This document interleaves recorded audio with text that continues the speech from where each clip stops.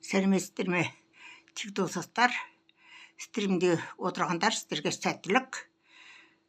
Бүгін енді жаңа білерді бәрдеріңізді аралап лайт басып шықтым. Шолпан ауыл туралы, Шолпан ауылындағы мешіт туралы жазба салып қойдым.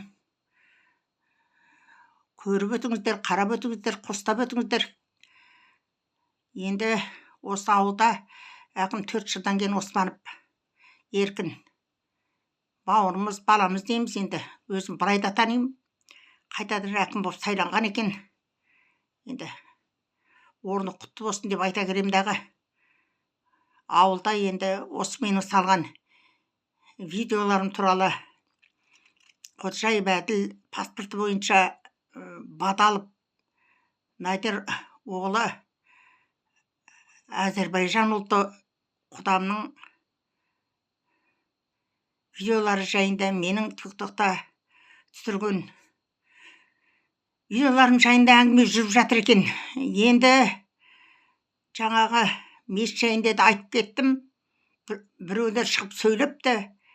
Мектепте мен 24 күні бұл әңгімені бастасам, наурызда 19 сәуірде осы Шолпан ауылында мектептің жанында жарыс өтіп, спортсмендерге 2 баласы, Ғабиден Құлақбектің 2 баласы спонсор болып, Шыңғыспенен Мұхит болды ғой деймін баланың аты. 2 ұлы жарыс өткізіп спонсор болыпты. Және осы мектептің атын сол жазушы, жаңағы сол елдің тумасы, өте бір керемет азамат екен.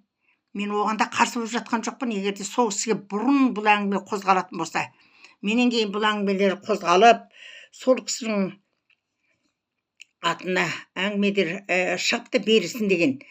Бірақ мектепті Бостаевтан сұрау жөнінде менің құдамның өте еңбек сіңген, бір емес неше барып обком мүшесі болып жүріп, осы Ұзынағаш мектебін сұрап, сол мектепті өзінің қаражатына салдырмаса дағы еңбегі сіңіп жүріп, аяғы тозып жүріп, сұранып жүріп, бір емес 2 барып, Ходжаев Әділдің сөйлеп отырған сөзі бірнеше видеолар жүр.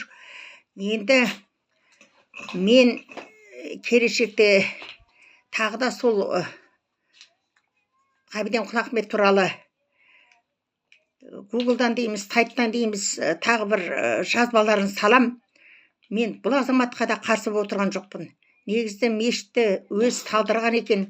Осы мешіт осының атына болса да қарсы емеспін. Тіпті мектепті беріп жатса да қарсы емеспін. Егерде балалар спонсор болды деген әңгіме бұл жерде бірақ болмау керек. Тек қана адам ақшаға сатылмау керек деп ойлаған ойменен осы видеоны салып отырмын. Тикток достар, мені қолдаңыздар. Бұл қанша күннен бері жүріп жатқан 96 жастағы құдамның бұл еңбегі, 14 бала, қанша немере, қанша шөбере өсірген адам.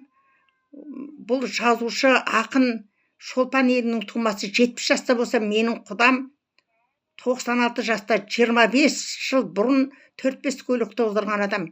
Еңбек осыныкі деп ойлаймын. Және өзімнің алдыңғы айтқанда еркім менен Бұржардың әкіміне осы 80 жылдыққа дейін кіріп шығам, заявление тастаймын. Арғата орысша айтқанда хлопот айтетем. Артық достар, мені қостаңыздар, қолдаңыздар. Сіздердің кәрі ханымдарыңыз.